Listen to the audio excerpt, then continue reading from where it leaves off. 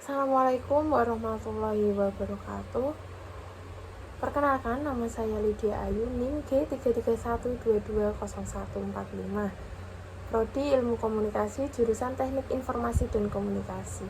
Saya di sini akan menjelaskan tentang sistem ekonomi Islam dan sistem ekonomi konvensional. Ekonomi Islam didefinisikan oleh para ahli menjadi suatu ilmu yang mempelajari perilaku manusia dalam usaha untuk memenuhi kebutuhan secara Islam. Sistem ekonomi Islam adalah suatu sistem ekonomi yang didasarkan pada ajaran dan nilai-nilai Islam, bersumber pada Al-Quran, As-Sunnah, Ijma, dan Qiyas. Ilmu ekonomi Islam merupakan ilmu pengetahuan sosial yang mempelajari masalah-masalah ekonomi rakyat yang diilhami oleh nilai-nilai Islam. Ada beberapa pengertian ekonomi Islam dari pakar ekonomi Prof. Amanan, diantaranya adalah 1. Ekonomi Islam sebagai sebuah ilmu sosial yang mempelajari masalah-masalah ekonomi bagi suatu masyarakat yang diilhami oleh nilai-nilai Islam. 2. Ekonomi Islam merupakan ilmu yang mempelajari perilaku ekonomi manusia yang perilakunya diatur berdasarkan aturan agama, yang didasari dengan tauhid sebagaimana dirangkum dalam rukun iman dan rukun Islam.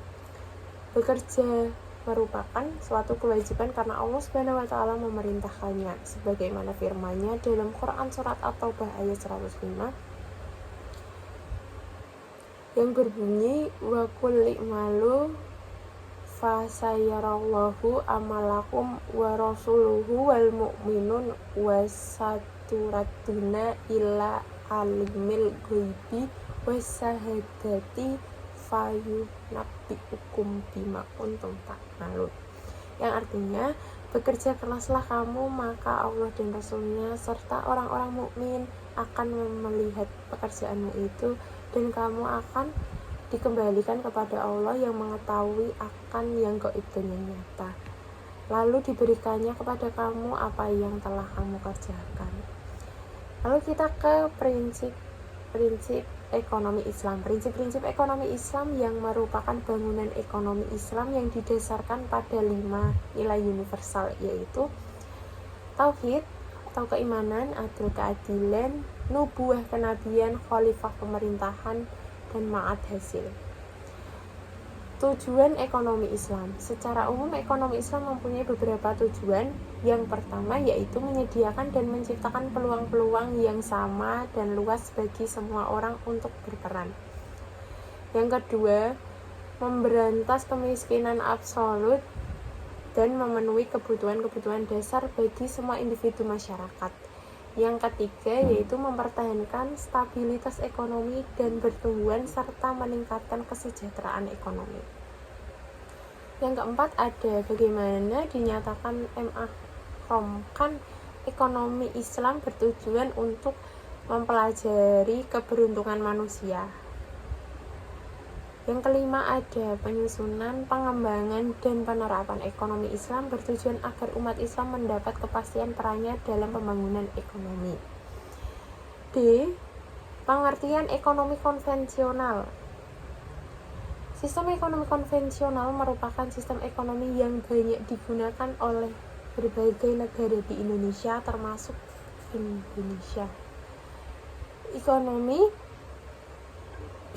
konvensional merupakan perekonomian yang memberikan kebebasan secara penuh kepada setiap orang untuk melaksanakan kegiatan perekonomian. Sistem ekonomi lainnya yang sempat berkembang di dunia adalah sistem ekonomi sosialis. Sistem ekonomi sosialis merupakan suatu sistem perekonomian yang diatur oleh negara tanpa memperhatikan kebebasan individu untuk berkembang sesuai dengan potensinya. Negara menjadi penguasa penuh atas kekayaan dan perekonomian negara. Lalu, macam-macam sistem perekonomian sosial. Dalam sejarah dunia, terdapat beberapa macam sistem ekonomi konvensional yang begitu berpengaruh. Di antaranya, 1. Ada kapitalisme. Kedua, ada sosialisme. Yang ketiga ada komunisme. Sekian presentasi dari saya. Jika ada salah mohon dimaafkan. Assalamualaikum warahmatullahi wabarakatuh.